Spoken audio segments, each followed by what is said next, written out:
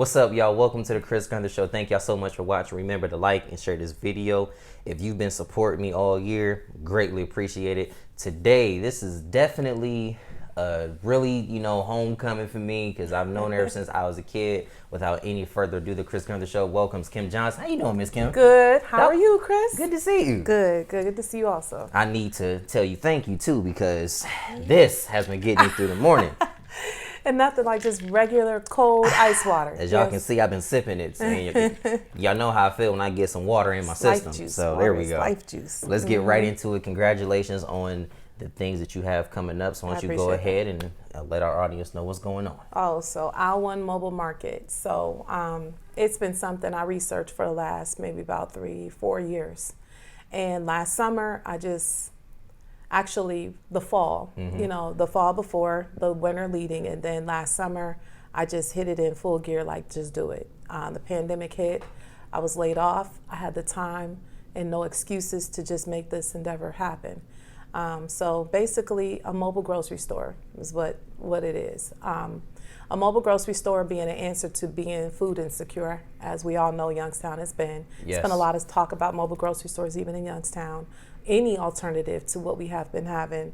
We have Dollar Trees and corner stores and a couple Save-A-Lots, but in order to not be food insecure, a person should have a full-service grocery store, somewhere where you can get meat, starch, vegetables, shelf-stable, within 1.5 miles. So that's shocking to a lot of people in Youngstown because we don't remember the last time we had a full-service grocery store right in our neighborhood. I think last was the Bottom Dollar stores. I remember Bottom Dollar. Yeah, they all closed. So, upon doing my research, one of the first models I studied, it was called Better Days Market. It was a couple, and they were in Georgia, and they had that same idea to address the food insecure area that they lived in.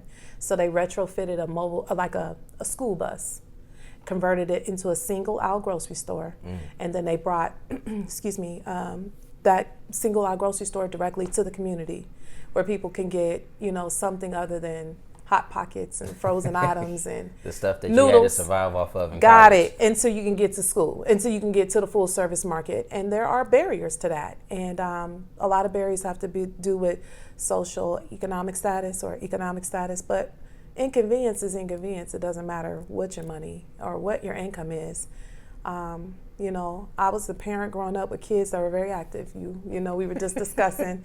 Good time, too. Good time. Ursula's rigorous schedule. If you participated in athletics, you remember Xavier. I have a half an hour after work, to make a quick meal happen before practices or pick somebody up or a game. And if I got to drive 20 minutes from, the middle of town to Boardman, get what I need, come back. Is it just an income issue? No, it's just an equity issue. When you live in the suburbs, you have Sam's Club if you want it in bulk. You got the Amish market if you want it that way. You want it convenient and easy with other options. You got Walmart. You have options, and I just feel like the inner city deserves the equity of having those options. Yeah, you have a few of your options literally up here today. Yeah. So when I set up, as I did this summer, so of course I obviously don't have that school bus retrofitted. That is phase 2 that we're working on this summer. So this winter. So spring, summer, it is our goal to be in an actual vehicle, all the places that we went this summer, and set up as a farmer's market. So people have seen me. I was on the east side on McGuffey, right where the McGuffey Plaza used to be.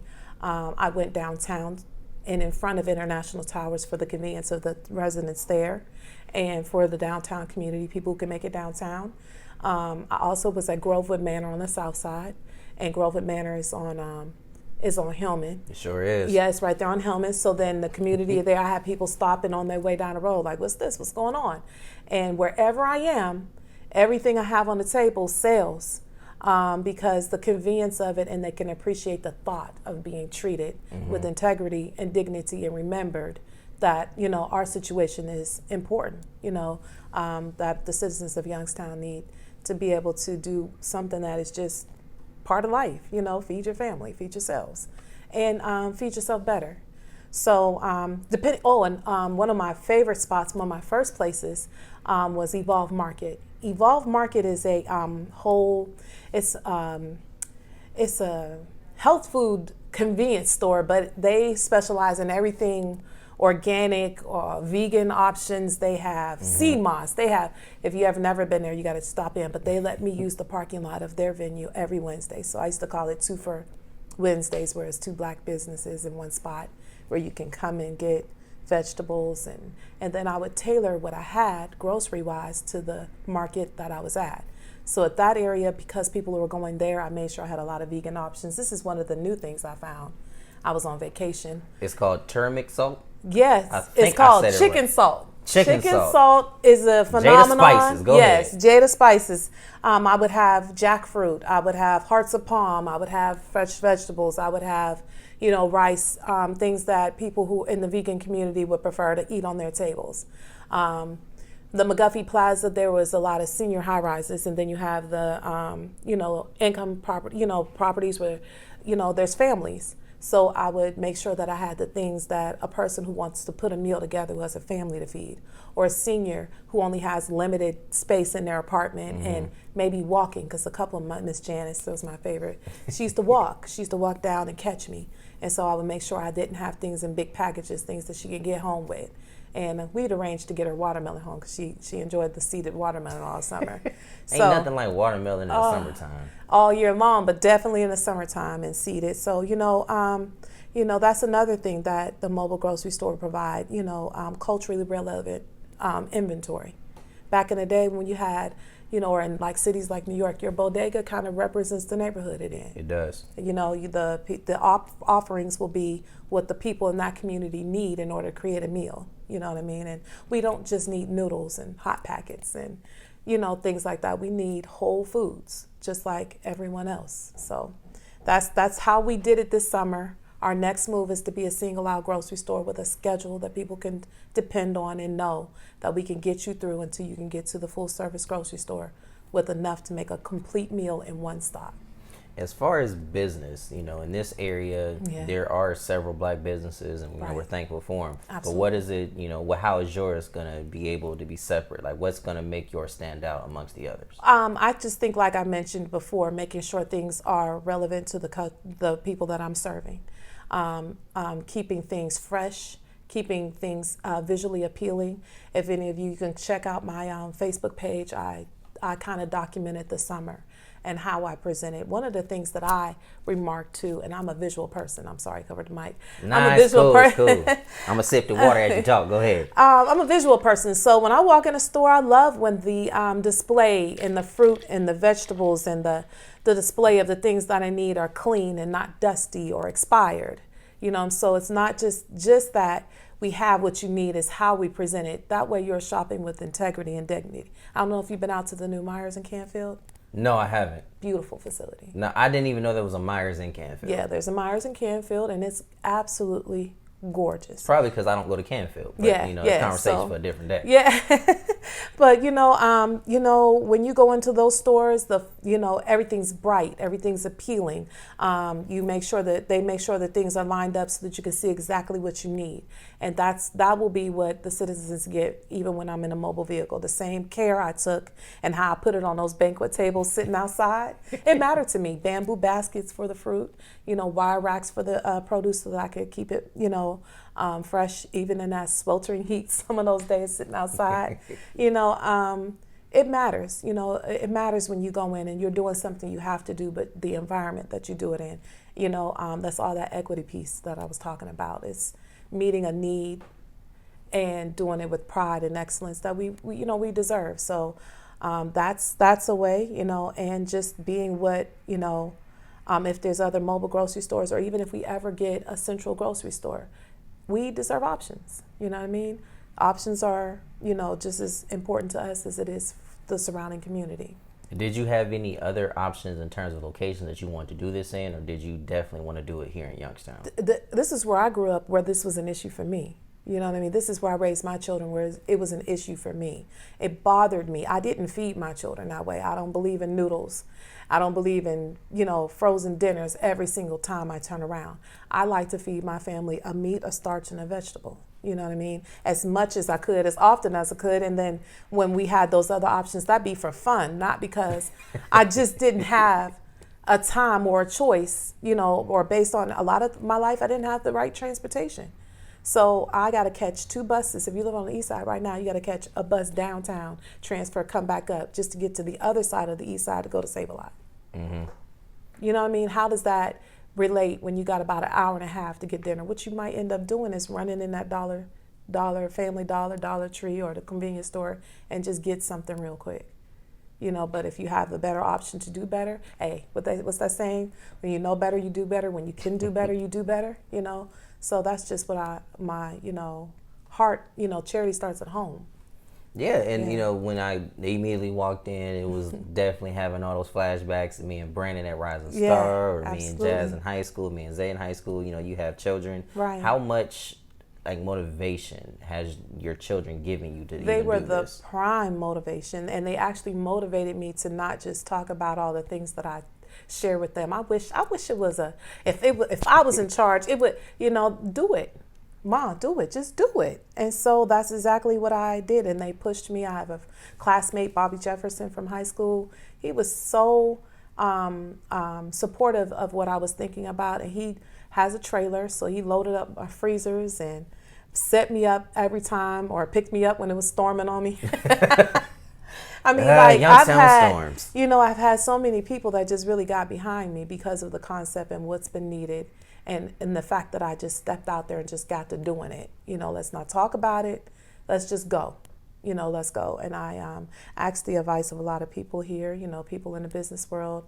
And that, the first step, that if you want people to lend or to buy into your things, they need to see that you're about making it happen. So absolutely, first my family, first my life experiences, then my family, and then the people around have just propelled. And every time I get discouraged, there's been a lot of hiccups and roadblocks. I'm meeting several right now, but there's always, I went to Texas, and someone who's been supporting me sent me a message on Messenger and said there's a Black-owned grocery store in Houston, Texas.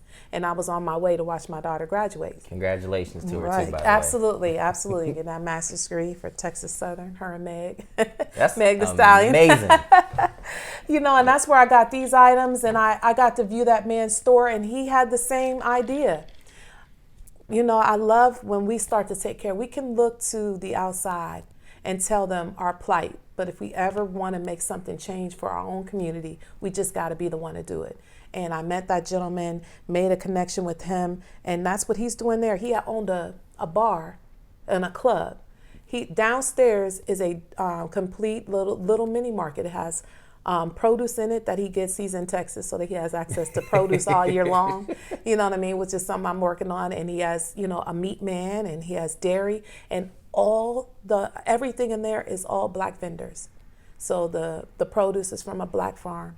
The meat comes from a Black, farmer. And everything else in the store, he had health and beauty items. He had candles. He had purses. He had dry goods. He had rice. He had seasonings. All Black vendors. That's us seeing our own needs and taking care of our own problems. Was that motivation for you to go down there and see all of that? I mean, everywhere I go, something is pushing me to continue with what I started. I've met several roadblocks. I'm, trying to get funding to get that bus. It's a lot to ask for someone, for lenders for around here. And so I've been getting discouraged, but no matter what I do, something encourages me, to keep pushing forward. So, I feel like the universe and is saying that, just keep going. Along with keeping going, we know the holiday season is here. Clearly, absolutely. Christmas time and all that jazz. The Christmas sweater looks all festive, and I'm looking like myself. It's the most wonderful time. It really is the most wonderful time, as we come down to the end. What are you most excited about during this holiday season? Well, 2 of the locations that I spent a lot of time, International Towers, Grovewood Manor. International Towers will have to be like right after the new year, but next week I'll be at Grovewood Manor, and I'm just going to give a little luncheon. I'm going to get some of the fresh produce, and I'm going to put a meal together, and I'm going to show some appreciation for them. I had customers that were they were consistent, And even at the end of the month, some of those who are on a fixed income, if all they had left was $10 to make it to the end of the month, they spent $5 with aisle one. Wow. And when I was able to accept EBT, oh my goodness. I mean, I went from, taking very little home to nothing at all, having to completely re-up because they appreciated me making something accessible to them. And I appreciate them as customers. So I can't wait to go and do that. And see some of the people. I put on my Facebook page, one of my favorite customers, he shop for himself. And then he would go get his other, friends and tenants at the residence and be like, what do you need? Wow. What you want, and they helped each other. And I just loved the whole environment. Jada, all of them at the facility, they were just beautiful. Like, they're just beautiful people. I just can't wait to go back. So that's one of the things I can't wait. Christmas is about that anyway. It's about getting, the gathering together and the giving to each other. I can't wait to go there. It's a vibe there, like, honest to goodness. Vibes are really in now, like, I haven't been, at least not that I can recall. This year, I've heard the word vibes way too much. Yeah, sometimes good, sometimes bad. Right. Conversation for a different day. Do you have any other events coming up that people can look forward to? Well, there's a coat drive and also a toy giveaway this Sunday at Empire Cuts. Both of my daughters, we just are the kind of people we just like to be, giving. We just have that in our heart. So Xavier's done the toy drive. This is her second year. Jazz did coats and, hand sanitizers and thermals, things that people need in the winter. This is the final collection day, and we're just going to have a celebration, hot chocolate and some raffles and free giveaways and things like that. So just come check us out anytime between 3 to 6 at Empire Cuts on Market Street. If anybody wanted to connect with you or learn more about your business, how can they do that? I have a social media page. It is at shop aisle one mobile on Facebook and in Instagram. And then I also info at aisle1.services. This is my email. You can email me. My personal Facebook page is just my name, Kimberly Johnson. You can hit me up, message me. My phone number is 330-314-3966. You can text me. I'll be happy to give you information. I can happily put you on my rotation of schedules. When I get back up and rolling in the spring, I'm out more. I'll probably be doing some periodic markets at Grovewood International and any place that I can be indoors until I'm actually in a vehicle. Got it. So if you need, if you need something, let me know. So. Well, I appreciate you for your time. Merry Christmas, Happy Holidays to you.